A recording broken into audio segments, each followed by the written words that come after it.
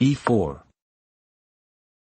This opening move makes an outlet for two pieces, the queen and light-squared bishop. It does more than that. It frees a square for the king and gives an extra one to the g1 knight. It is true that the knight is best developed at f3, but there are times when it is expedient to bring it to e2, perhaps to reach f5, by way of g3. It is just as well to add to the knight's freedom of movement, if no time is lost thereby. As to the king, there's no harm in letting him have a bit more breathing space too. Many a king has been smothered by a lack of consideration, or by carelessness. Consider this case history, from a minor tournament, McGrotha-McCann, Dundee 1893. 1. e4. c5. 2. Knight f3. Knight c6. 3. d4. C takes d4. 4. Knight takes d4. e5. 5. Knight f5. Knight g e7. 6. Knight d6 checkmate.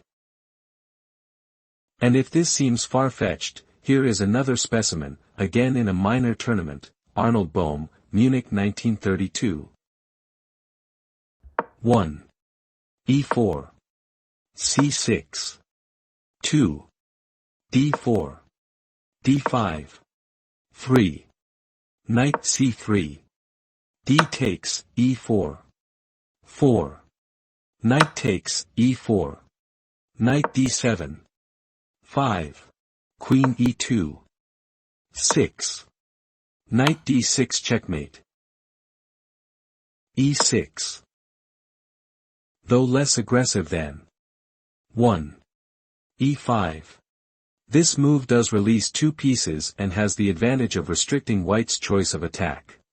White no longer has the whole range of open games at his disposal, and he is less able to steer the game into highly tactical channels by adopting an opening such as the King's Gambit.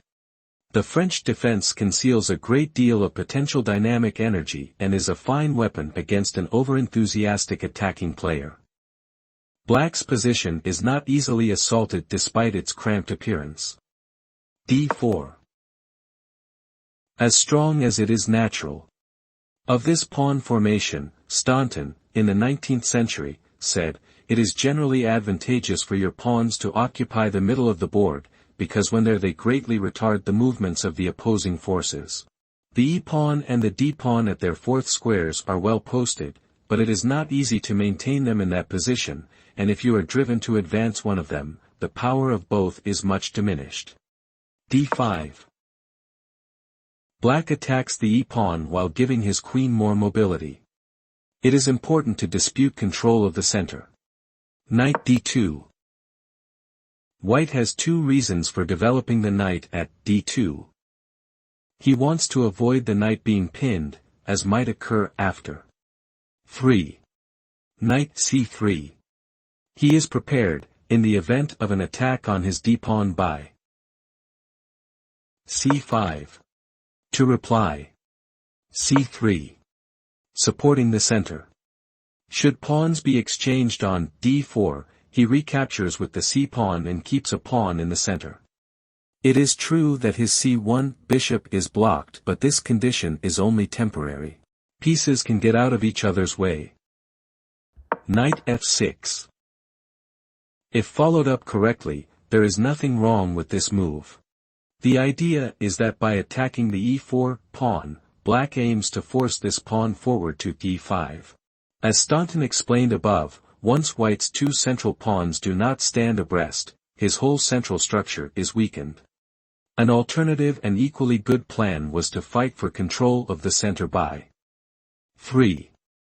c5. Incidentally permitting his queen the use of another diagonal and access to the queenside. e5. Why does White disregard Staunton's advice about keeping two pawns on the fourth rank? He knows that the pawn may be weaker at e5, but he weighs strengths and weaknesses. At e5, the pawn drives the knight away from its most useful post and sends it off to another square where it interferes with the free movements of black's other pieces. Clearly, the value of this or any other move is arrived at by balancing the benefits it confers against any disadvantages that might accrue. Knight f d7. Just about the only move left. On. 4. Knight e4. White plays 5. Knight takes e4. D takes e4. And then has the pleasant choice between 6. Bishop c4. And 6. Bishop e3.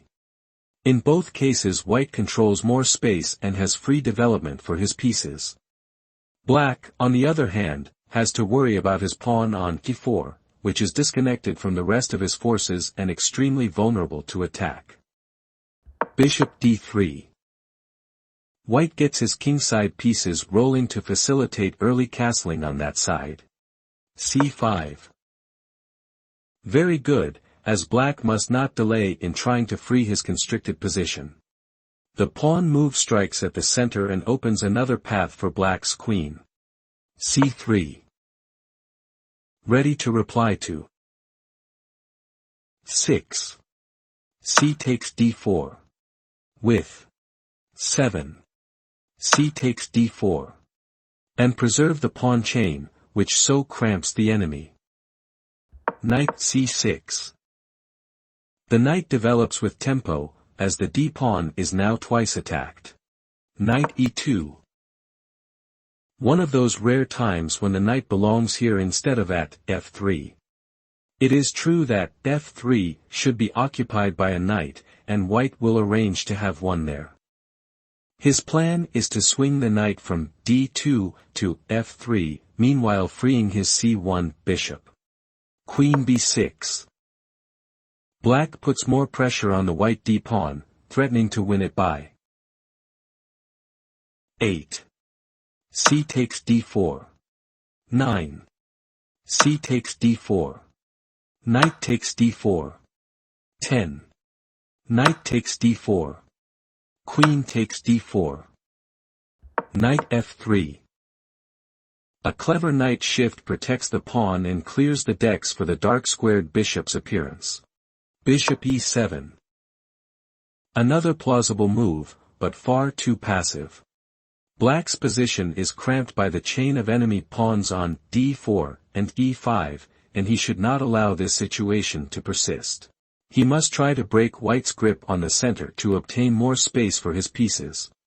The correct continuation was 8. C takes d4. 9. C takes d4. f6. Virtually forcing. 10. E takes f6. Knight takes f6. Then the problem with the d7 knight blocking in the c8 bishop has been resolved, and the disappearance of the e5 pawn means that black has gained the d6 square for the development of his dark-squared bishop. If black does not take the necessary liberating action, then he is likely to be gradually squeezed to death. Such a fate befell even so great a player as Capablanca in his game with Alekhine at Aveiro in 1938. As a consequence of his inferior opening play, Capablanca was tied up so badly that he could not stir and that he resigned with nearly all his pieces still on the board. Castle kingside. The king must be spirited off to a safer spot before any violent action is undertaken. Castle kingside. Black is still playing mechanical chess, unconscious of possible danger. With this move he misses the last chance of striking at the pawn chain by 9. f6. Knight f4. Definitely putting an end to any possibility of disturbing the lineup of pawns, as 10. f6. Is refuted by 11.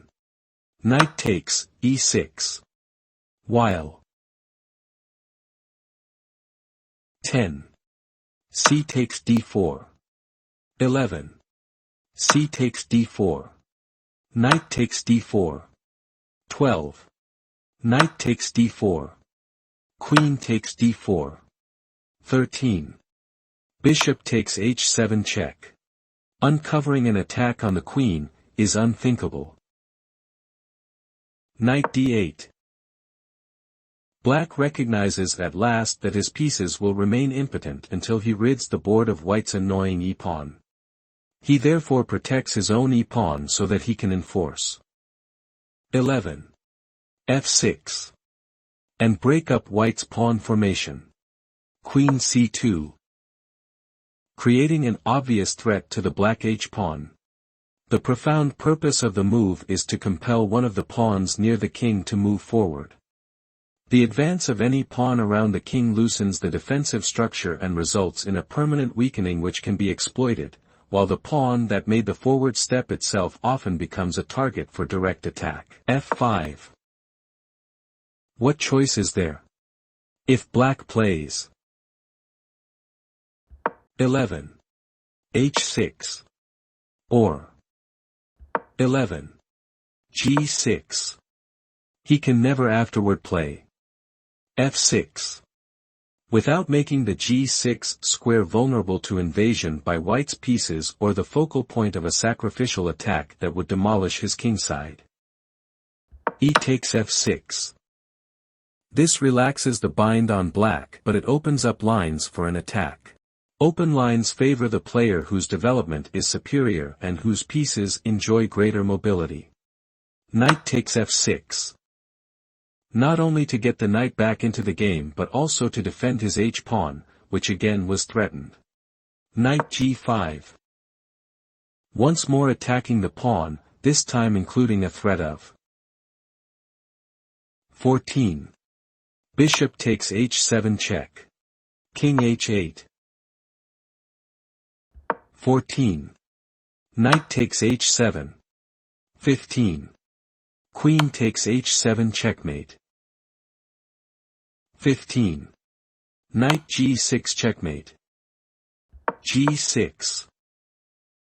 Forced, as 13. h6. 14. Bishop h7 check. King h8. 18. Knight g6 checkmate. Saves the pawn but allows the mate. With the advance of the g-pawn, a target comes into view at which white can direct his attack. He can visualize a decisive blow, one that will wreck black's entire defensive structure. Bishop takes g6. This sacrifice must be accepted, as otherwise black will be a pawn down with nothing to show for it but a shattered position. If he tries 14. h6. Then 15. Bishop h7 check. King g7. 16. Queen g6 check. King h8. 17. Queen takes h6. And the threat of mate by the knight as well as the danger of discovered check is too much to withstand. H takes g6. One lone pawn remains of the three which surrounded the king, and even that one is not long for this world. Queen takes g6 check. With this dramatic entrance on the scene, the queen, attended by her two knights, will quickly force submission. King h8. The only move. Queen h6 check. Clearing the g6 square for the knight. King g8. Interposing the knight instead allows mate on the move. Knight g6. The threats of mate by 18. Queen h8 checkmate. Or 18. Knight takes e7 checkmate. Cannot both be parried.